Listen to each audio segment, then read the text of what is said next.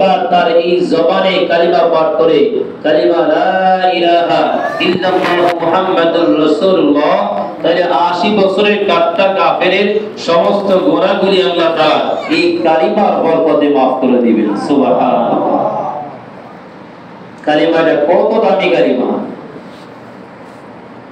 এই কালিমার ব্যাপারে আরো বলা হয়েছে, এই কালিমা যদি হাসরের মাঠে আল্লাহ রাব্বুল আলামিন সমস্ত পৃথিবী, 7 আসমান, 7 জমিন, 7 আসমান, 7 জমিন যদি এক পাল্লায় রাখা হয়, আর এই কালিমার টুকরা যদি আরেকটা পাল্লায় রাখা হয়, তাহলে কালিমার টুকরা পাল্লা ভারী হয়ে যাবে। সুবহানাল্লাহ। তাহলে ইসলামের স্তম্ভ কয়টি? 5টি। এক নম্বরে ছিল কালিমা লা ইলাহা ইল্লাল্লাহ মুহাম্মাদুর রাসূলুল্লাহ। এই কালিমা পড়া ছাড়া কোনো মানুষ মুসলমান হইতে পারবে না। এই কালিমা যদি কেউ পাঠ না করি, তাহলে তারা মুসলমানিত্ব থাকবে না। আমরা যারা মুসলমান হয়েছে এই কালিমা পাঠ করার কারণে, কালিমার কয়েকটা উদ্দেশ্য আছে, বৈশিষ্ট্য আছে। মুসলমান মানুষ কখন হয়? যখন সে কালিমা পাঠ করে। এক নম্বরে এই কালিমা জবানে পাঠ করা। আমার আপনার জবান দিয়ে কালিমা যদি পাঠ করি, শুধু জবানে পাঠ করলেই হবে না, এই কালিমার প্রতি অন্তরে বিশ্বাস থাকতে হবে। এই কালিমার প্রতি যদি অন্তরে বিশ্বাস না থাকে, শুধু জবান দিয়ে পাঠ করলে একজন মানুষ মুসলমান হইতে পারে না। কারণ আমি শুনেছি, যে সময় কি বাংলাদেশে যুদ্ধ হয়, পাকিস্তানিরা যে সময় যুদ্ধ করে, ওই সময় পাকিস্তানিরা অনেক মানুষদেরকে জিজ্ঞাসা, কালিমা বাতাও, তুমি কি মুসলমান কিনা? যদি মুসলমান হও তাহলে কালিমা বাতাও। যদি সে কালিমা বলতে পারছে, তাহলে ভাবছে সে মুসলমান, লোকটাকে ছাইরা দিয়েছে। ওই সময় বিপদে পড়ে অনেক হিন্দুরা পর্যন্ত কালিমা বাতাইছে, কালিমা বলছে। তার আগের মানুষ তারা জানে না কি, বিপদে পড়ে অনেক হিন্দুরাও কি করছে? কালিমা বলছে। শুধু মুখে বলার দ্বারা কি হয় না? মুসলমান হয় না। সে বিপদে পড়ে বলছে, কিন্তু আসলে অন্তর থেকে সেই কালিমার প্রতি কি ছিল না? তার বিশ্বাস ছিল না। এই জন্য কালিমা শুধু মুখে পড়লেই মুসলমান হবে না, মুখেও পড়তে হবে, আবার অন্তর দিয়ে সেটার প্রতি বিশ্বাসও রাখতে হবে। আবার মুখেও পড়লাম, অন্তরে বিশ্বাস করলাম, পাশাপাশি এই কালিমা আমার কাছে কি চাইতেছে, এই কালিমার আমল কি আমার করতে, কি আমার এই কালিমা চাই, এই আমল কি আমার বাস্তবে আনতে। তাইলে কালিমা এক নম্বরে মুখে স্বীকার করা, 2 নম্বরে অন্তর দিয়ে এটাকে বিশ্বাস করা, আর 3 নম্বরে কালিমা আমার কাছ থেকে কি কি আমল চায় সেই আমলগুলি করা। তো গত জমায় নামাজ অত্যন্ত গুরুত্বপূর্ণ বিষয়, এটা নিয়ে আলোচনা করছেন। আর আমি আপনাদেরকে প্রশ্ন করছি যে ইসলামের স্তম্ভ কয়টি? আপনারা বলছেন 5টি। আসলে ইসলামের স্তম্ভ কয়টি? 5টি। এই 5টির ভিতরে প্রথম স্তম্ভ, প্রথম খুঁটির নাম ছিল কি বলেন? কালিমা। আর এই কালিমাটা হলো ইরতিকাদি একটা বিষয়, এটা বিশ্বাসের একটা বিষয়, এটার প্রতি ঈমান আনার একটা বিষয়। কালিমা ইরতিকাদি একটা বিষয়, মানে কালিমা আপনি অন্তরে জবান দিয়ে স্বীকার করছেন, অন্তর দিয়ে বিশ্বাস করছেন, এবং আপনি কি হয়ে গেলেন? ঈমানদার হইলেন, মুসলমান হইলেন। আর বাকি যে 4টা যে স্তম্ভ আছে, ওই স্তম্ভগুলি ছিল আমলি বিষয়। সুবহানাল্লাহ বলেন। ইসলামের 5টা খুঁটি, 5টা পিলার, এর ভিতরে একটা হলো কালিমা। কালিমাটা কি সেই বিষয় বলেন? এটা ইরতিকাদি, মানে এটা বিশ্বাসী একটা বিষয়, এটা প্রতি বিশ্বাস করা, এটা প্রতি ঈমান আনা, অন্তর দিয়ে মুখ দিয়ে স্বীকার করা, অন্তর দিয়ে বিশ্বাস করা, আর বাস্তবে আমলে পরিণত করা। আর বাকি যে 4টা স্তম্ভ আছে, 4টা স্তম্ভ কি? কালিমা বাদ দিয়ে ইসলামের 5টা খুঁটি, 5টা স্তম্ভ, এর মধ্যে একটা হলো কি? কালিমা। এই কালিমা বাদ দিলাম, আর বাকি কয়টা থাকে? 4টা। এই 4টা কি বলেন তো? নাম বলেন তাড়াতাড়ি, কিছু শিখতে দিব। নামাজ, হজ, রোজা, যাকাত। কয়টা আছে? নামাজ, হজ, রোজা, যাকাত। আচ্ছা, নামাজটা একটু আবদ্ধ রাখলাম। নামাজ যেহেতু দিনের খুঁটি বা ইসলামের স্তম্ভ, হজ, যাকাত, রোজা এগুলি ইসলামের স্তম্ভ। আচ্ছা, হজ এটা ফরজ একটা কাজ, এটা ইসলামের স্তম্ভ, ইসলামের খুঁটি, ইসলামের পিলার। হজ এটা কি ইসলামের একটা পিলার। আচ্ছা, হজ কি সমাজের সবার উপরে ফরজ? কথা বলেন, হজ এটা কি সমাজের সবার উপরে ফরজ? নারী পুরুষ ছোট বড় সবার উপরে ফরজ না তো? এটা সবার উপরে কিনা? হজ সমাজের সবার উপরে ফরজ না, এবং সবসময় ফরজ হয় না। হজটা কি সবসময় প্রতিদিন ফরজ হয়? প্রতিদিন ফরজ হয় না। আবার সমাজের সব মানুষের উপরে না, এটা সমাজের এক শ্রেণী মানুষের উপর, যাদের হজে যাওয়ার মতো তৌফিক আছে, সামর্থ্য আছে। সামর্থ্য কি? একটা শারীরিক সামর্থ্য, একটা হচ্ছে আর্থিক সামর্থ্য। দুই সামর্থ্যই রাখবো। হজের জন্য দুইটা সামর্থ্যই দরকার। আপনার টাকা আছে, আপনার শারীরিক সামর্থ্য নেই, শারীরিক সক্ষমতা নাই, হজের যে সমস্ত ফরজ বিধানগুলি আছে আপনি সেগুলি পালন করার মতো যোগ্যতা আপনার নাই, তাহলে আপনার উপর কি হজ ফরজ? ফরজ না। তাইলে হজ এটা ইসলামের স্তম্ভের পাঁচটির একটি, তাহলে আবার সবার উপরে কিনা? ফরজ না, সবসময় ফরজ না, মাত্র বছরে একবার ফরজ হয়। তার উপরে যে ব্যক্তি হজে যাওয়া আসা মতো টাকা পয়সা আছে এবং শারীরিক সক্ষমতা যার উপর আছে। আর এটা হলো রোজা। রোজা এটাও কি ইসলামের স্তম্ভ, ইসলামের খুঁটি। পাঁচটা খুঁটি না, একটা তো কালিমা গেলই। দুই নম্বরটা বললাম হজ, আর তিন নম্বর হচ্ছে রোজা। আচ্ছা, রোজাও কি সব মানুষের উপর ফরজ? ছোট বড় বৃদ্ধ অসুস্থ অসুস্থ সবার উপরে ফরজ? সবার উপরে রোজা কিনা? ফরজ না। আবার রোজা কি সারা বছর ফরজ, নাকি বছরে শুধু এক মাস? বছরে কয় মাস? এক মাস। তার সবার উপরে ফরজ না।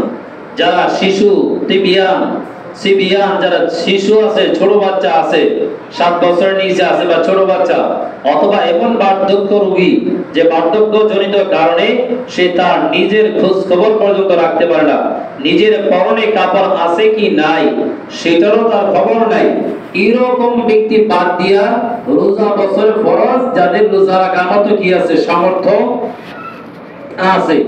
তাইলে এটাও প্রতিদিন ফরজ হয় না, বছরে শুধু একবার ফরজ।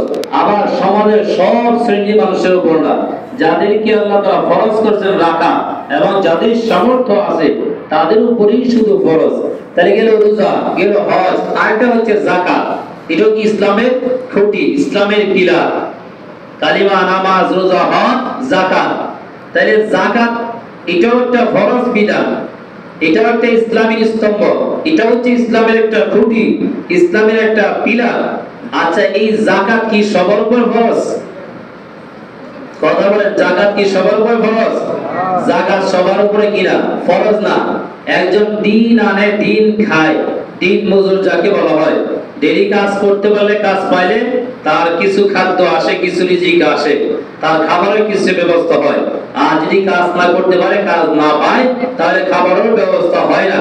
এরকম অসংখ্য লোক কিন্তু আছে। তাইলে যাকাত এটা সবার উপরে কি না? সমাজের সবার উপরে ফরজ হয় না, আবার ডেইলি ফরজ হয় না। এটাও শর্ত করা আছে, শুধু বছরে একবার কিছুর উপরে, সমাজের কিছু মানুষের উপরে কি বছরে একবার ফরজ হয়। কার উপরে? যার উপরে যাকাত দেওয়ার মতো অর্থ আছে, টাকা আছে, এবং এই টাকাটা এক বছর অতিবাহিত হয়েছে। তাইলে ইসলামের স্তম্ভ পাইলাম কয়টা? 5টা। একটা হজ, আরেকটা হলো রোজা, আরেকটা হচ্ছে যাকাত। এই তিনটা বিষয় কিন্তু আমলি বিষয়, আমল করা বিষয়। কিন্তু এই তিনটা বিষয় একটা সময়ের সাথে নির্দিষ্ট এবং কিছু ব্যক্তির সাথে নির্দিষ্ট। আর ইসলামের 5টা স্তম্ভের একটা স্তম্ভ হলো নামাজ। সুবহানাল্লাহ বলে। আচ্ছা, এটা কি কোনো সময়ের সাথে নির্দিষ্ট? যে জিনিসটা আমার বলা উদ্দেশ্য কি, এটা কি শুধু বছরে একবার পড়লেই চলবে? ঈদের নামাজ, রোজা ঈদের নামাজ একবার পড়লাম, কুরবানি ঈদের নামাজ একবার পড়লাম, বছরে বাস আদায় হয়ে গেছে? তাইলে অন্যান্য ইবাদত যেটি আছে, ফরজ, হজ, যাকাত, রোজা, এই তিনটা কিন্তু ইসলামের স্তম্ভ, এবং কালিমা এটা হচ্ছে একটা ইসলামের স্তম্ভ। কালিমাটা ছিল ইতিকাদি বিষয়, মানে এটা বিশ্বাসের সাথে সম্পৃক্ত একটা বিষয়। মুখে স্বীকার করবে, অন্তরে বিশ্বাস করবে, আর এই কালিমা আমার কাছ থেকে কি চাইতেছে সেই অনুযায়ী আমল করবে। আর বাকি রোজা, হজ, যাকাত এই তিনটা হলো সমাজের সবার উপরে না, যাদেরকে আল্লাহ তৌফিক দিয়েছেন এবং বছরে একবার। আর বাকি 5 নাম্বার যে স্তম্ভটা সেটা হলো নামাজ। সুবহানাল্লাহ। এটা কি বছরে একবার ফরজ? সমাজের কিছু লোকের উপরে ফরজ নাকি প্রত্যেক দিন ফরজ? সমাজের সব মানুষেরই ফরজ, যারা বালেগ হয়েছে, বালেগ পুরুষ, বালেগ মহিলা, হ্যাঁ, সুস্থ মস্তিষ্ক জ্ঞান সম্পন্ন যারা আছে সবার উপরে নামাজ ফরজ। কয়দিন? 5 ওয়াক্ত বলতে কি প্রতিদিন ফরজ। এটা বছরে একবার ফরজ না, সমাজের কিছু মানুষের উপর ফরজ না, এটা বছরে প্রতিদিন ফরজ। এই ফরজের ব্যাপারে রাসূল করিম সাল্লাল্লাহু আলাইহি ওয়াসাল্লাম হাদিসের মধ্যে বলেছেন, as-salatu imaduddin। নামাজ যাদের কেমন খুঁটি, কেমন স্তম্ভ, এটার ব্যাপারে রাসূল হাদিসের মধ্যে বলেছেন, as-salatu imaduddin man aqamaha faqad aqama ad-din wa man hadamaha faqad hadama ad-din। as-salatu imaduddin, as-salat মানে সালাত, সালাত নামাজ হলো ইমাদুদ্দিন, দ্বীনের একটা খুঁটি, দ্বীনের একটা স্তম্ভ। মান আকামাহা ফাকাদ আকামা ad-din, যে ব্যক্তি দ্বীনের এই স্তম্ভকে প্রতিষ্ঠিত করেছে, অর্থাৎ যেই ব্যক্তি সময় মতো নামাজ আদায় করেছে, সে যেন তার ধর্মকে ঠিক করেছে, সে যেন তার দ্বীনকে ঠিক করেছে। সুবহানাল্লাহ। নবী কি বলছেন? নামাজ হলো দ্বীনের খুঁটি।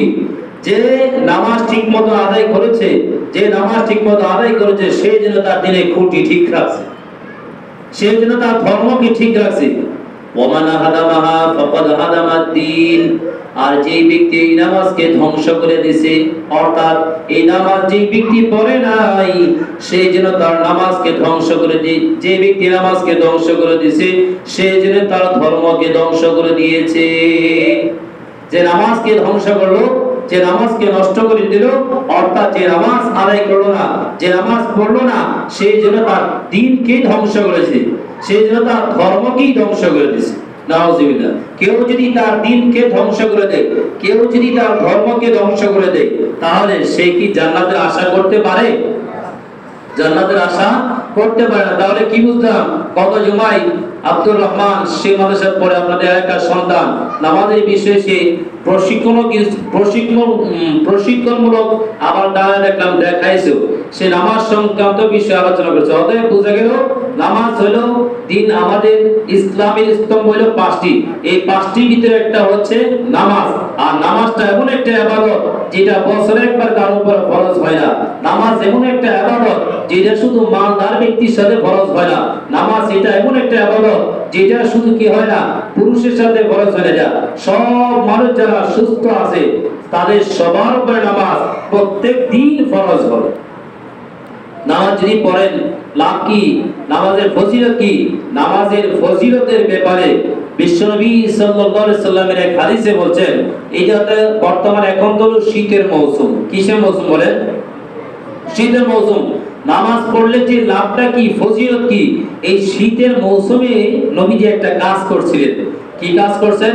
শীতের মৌসুমে বিশ্বনবী একবার বাইর হয়েছেন ঘর থেকে। ঘর থেকে যখন বের হয়েছেন, আমরা জানি শীতের মৌসুমে আস্তে আস্তে গাছের পাতাগুলি ঝরে যায়, তাই না? শীত প্রচন্ড আকার যখন ধারণ করা হয়, শীত যখন বেশি আকার ধারণ করে, বেশি শীত যখন পড়ে, শীতের সিজনে কি গাছের পাতা থাকে? শীতের সিজনে গাছে সহজে পাতা থাকে না, বন্ধে গাছ থাকে না। এই যে এখন এই গাছ কম, খেতে বিভিন্ন ধরনের ফসল করা হইতেছে, এখন গাছ কম। শুধু এই দিকে না, সব দিকে আমরা আস্তে আস্তে গাছ কমে যাবো। তাই যাই হোক, বিশ্বনবী শীতের মৌসুমে ঘর থেকে বের হলেন। বের হওয়ার পরে একটা ডাল, শুকনা একটা ডাল হাতে নিলেন, নিয়ে এভাবে নাড়া দিলেন। নাড়া দেওয়ার সাথে সাথে শুকনা ডালের ভিতরে যে পাতাগুলি শুকনো ছিল, সবগুলি পাতা ঝরে গেছে। রাসূলের সাহাবী রাসূলকে জিজ্ঞেস করলেন, ইয়া রাসূলুল্লাহ, আপনি শুকনো একটা ডাল এভাবে নাড়া দিলেন, পাতাগুলি ঝরে গেল, কারণ কি? তখন বিশ্বনবী উত্তর দিলেন, ও আমার সাহাবী, ও ও আমার সাহাবী, আমি যেরকম শুকনা ডাল নাড়া দেওয়ার কারণে পাতাগুলি ঝরে গেছে, এটা আমি এই কারণে করছি, কেউ যদি 5 ওয়াক্ত নামাজ সঠিক সময়ে নামাজের মাসলা মাসাইল জেনে সঠিকভাবে নামাজ সে আদায় করে, তাহলে তার জীবনের সমস্ত গুনাহগুলি আল্লাহ এভাবে ঝরায় দেয়। সুবহানাল্লাহ। এটা নামাজের একটা লাভ, একটা ফজিলত। এই নামাজটা শুধু কিন্তু আল্লাহ তাআলা আমাদের উপরেই ফরজ করে নাই। নামাজ কি শুধু মানুষ, আল্লাহ তাআলা তো অনেক মাখলুকাত সৃষ্টি করেছেন, 18,000 মাখলুকাত সৃষ্টি করেছেন, আমরা জানি আর কি। তাই 18,000 মাখলুকাতের ভিতরে সবচেয়ে বেশি শ্রেষ্ঠত্ব দান করেছেন কাকে? মানুষকে। সুবহানাল্লাহ বলেন।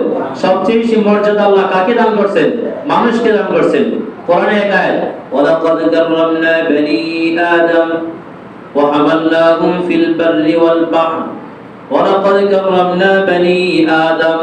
বনি আদমকে আল্লাহ তাআলা জলে এবং স্থলে সবচেয়ে বেশি মর্যাদা দান করেছেন। সুবহানাল্লাহ। এই জলেও আমাদের মর্যাদাই সবচেয়ে বেশি, স্থলেও আমাদের মর্যাদাই সবচেয়ে বেশি।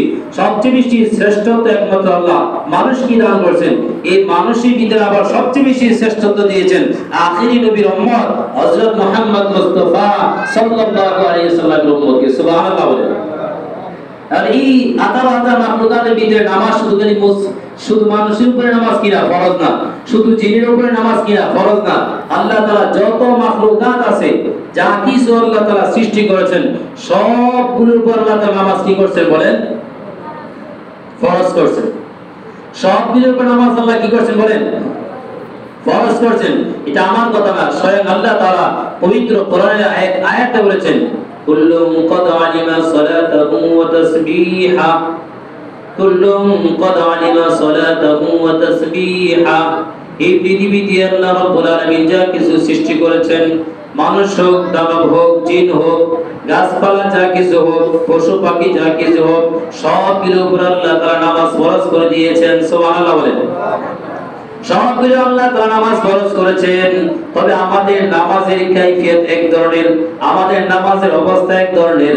অন্যান্য প্রাণী যেগুলো আল্লাহ তাআলা সৃষ্টি করেছেন, অন্যান্য মাখলুকাত যেগুলো সৃষ্টি করেছেন, সেগুলি নামাজের কাইফিয়ত, সেগুলি নামাজের ধরন হলো আরেক ধরনের। সুবহানাল্লাহ। সবার উপর নামাজ কিন্তু ফরজ করেছেন, আর সবারই নামাজ দিয়েছেন। যেই মাখলুকাত আল্লাহ সৃষ্টি করেছেন, গাছ বলেন, পশু বলেন, সবগুলির উপর নামাজ কি বলেন? ফরজ করেছেন। সবার উপর নামাজ কেমনে আল্লাহ কি করছেন? ফরজ করেছেন। তবে তাদের নামাজের ধরন ভিন্ন, আর আমাদের নামাজের ধরন ভিন্ন। আমাদের নামাজটা হচ্ছে স্বয়ং সম্পূর্ণ নামাজ। সুবহানাল্লাহ। আমাদের নামাজ হলো একমাত্র স্বয়ং সম্পূর্ণ নামাজ। অন্যান্য মাখলুকাতের নামাজ হলো অসম্পূর্ণ নামাজ। যেরকম গাছকে আল্লাহ নামাজ দিয়েছে, সেও কিন্তু নামাজ পড়ে। গাছের নামাজের ভিতরে কোনো রুকু নাই, সিজদাও নাই। গাছ যে নামাজ পড়ে, গাছের নামাজের ভিতরে কি নাই? রুকু নাই, সিজদা নাই, শুধু সে কিয়াম আছে। গাছের নামাজের ভিতরে শুধু কি আছে? কিয়াম। কিয়াম বুঝেন? কিয়াম শব্দ অর্থ দাঁড়ানো আর কি। গাছ শুধু দাঁড়ায় নামাজ পড়ে, শুধু দাঁড়ায় আল্লাহ তাআলা তাসবিহ জপতেছে। সুবহানাল্লাহ। তাহলে গাছেও কি আছে? নামাজ আছে। সে রুকু করতে পারে না, তার রুকু নাই, তার সিজদাও নাই, সে দাঁড়ানো অবস্থায় আল্লাহ তাসবিহ জপে। কুল্লুম ক্বাদ আলিমা সালাতাহু ওয়া তাসবিহা। সুবহানাল্লাহ বলে। আবার অন্যান্য প্রাণী যেগুলি আছে, যেরকম গরু, ছাগল, তাদের নামাজের ভিতরে রুকু আছে কিন্তু সিজদা নাই। সুবহানাল্লাহ বলে। গরু, ছাগল, তাদের নামাজের ভিতরে রুকু আছে, কি নাই? সিজদা নাই। গরু কি রুকু দিয়ে রয়েছে না? রুকু দিয়ে কি করে? আল্লাহরই তাসবিহ পাঠ করে। সুবহানাল্লাহ বলে। নামাজের ভিতরে তো আমরা তাসবিহ পাঠ করি, তাহলে গরু, ছাগল সেগুলি কি করে? রুকু আছে, তাদের নামাজের ভিতরে কি আছে? রুকু আছে কিন্তু সিজদা নাই, নুয়ে রয়েছে। আমরা রুকুর মাঠে কি থাকি? এভাবে নুয়ে থাকি। তাহলে রুকু, গরু, ছাগল এগুলি কি আছে? রুকু আছে কিন্তু তারা সিজদা করতে পারে না। আবার এই প্রাণী ছাড়া অন্য একটা প্রাণী আছে, যেরকম সাপ, তাদের রুকু নাই, দাঁড়ানো নাই। সাপ কি দাঁড়ায় থাকতে পারে বেশিক্ষণ? দাঁড়ায় থাকে না, রুকু দেয় না, তারা মাটি মেরে বিছায় থাকে। তাই তাদের নামাজে শুধু সিজদা আছে, রুকু নাই, কিয়ামও নাই। তাহলে ওই সমস্ত প্রাণীর নামাজগুলি কি? অসম্পূর্ণ। একমাত্র মুসলমান বা মানব জাতির নামাজই হলো স্বয়ং সম্পূর্ণ। সুবহানাল্লাহ। এই নামাজ পড়ার দরকার আছে কিনা বলেন? আজকে সঠিকভাবে মুসলমানদের ভিতরে মানে সবচেয়ে গুরুত্বপূর্ণ যে আমল নামাজ, এটা নাই বিদায় আছে আমাদের মধ্যে শান্তি নেই, অশান্তির বন্যা হইতেছে, অশান্তি, মানসিক অশান্তি, শারীরিক অশান্তি, কোনোভাবেই আমাদের মধ্যে কি নাই, শান্তি নাই। কেন? আমরা নামাজ থেকে যে যত বেশি দূরে যাইতেছে তত বেশি তার ভিতরে অশান্তি ঢুকতেছে। অথচ বিশ্বনবী বলছেন যে নামাজ হলো আমি নবী চোখের শীতলতা, আমি যখন নামাজ পড়ি আমার চোখ শীতল হয়, মন ঠান্ডা হয়। দেখবেন যে যত বেশি ভালো আমল করবেন, ভালো কাজ করবেন, তার মনের ভিতরে তত বেশি আনন্দ এবং শান্তি লাগবে। আর যে যত বেশি অন্যায়ের কাজ করবেন, মন্দ কাজ করবেন, গুনাহের কাজ করবেন, তার মনের ভিতরে তত বেশি অস্থিরতা হবে। মানুষ জান্নাতের দিকে দৌড়ায় কম, জাহান্নামের দিকে দৌড়ায় বেশি। কি বলেন? মানুষ জান্নাতের দিকে আসে কম, জাহান্নামের দিকে বেশি দৌড়ায়। যে জিনিসের দিকে মানুষকে যায় যে না করছে, আর মানুষের অকষ্টই হলো এরকম। আল ইনসানু হারিসুন ফিমা মুনিআ, আল ইনসানু হারিসুন ফিমা মুনিআ, মানুষকে যে জিনিসের দিকে বেশি নিষেধ করা হয় মানুষ ওই জিনিসের দিকে দৌড়ায় বেশি। জাহান্নামে যাওয়ার সংখ্যা লোক বেশি না কম? জান্নাতে যাওয়ার লোকের সংখ্যা খুব কম, জাহান্নামের দিকে যাওয়ার লোকের সংখ্যা অনেক বেশি। কথার কথা যেরকম আসরের নামাজের সময় যখন হয়, আযান দেয়, মসজিদের দিকে লোক পাওয়া যায় না। আবার যেই দিকে গেলে জাহান্নামে যাওয়ার সম্ভাবনা বেশি, গুনাহের সম্ভাবনা বেশি, ওই দিকে মানুষ ছোটাছুটি করে সবচেয়ে। বুঝছেন কিছু? আল্লাহ তাআলা আমাদের সবাইকে জান্নাতের দিকে আসার তৌফিক দান করুন। ওয়া আখির দাওয়ানা আলহামদুলিল্লাহি রাব্বিল আলামিন। যারা চার কবলা জমা করেন নাই, চার কবলা জমা করেন।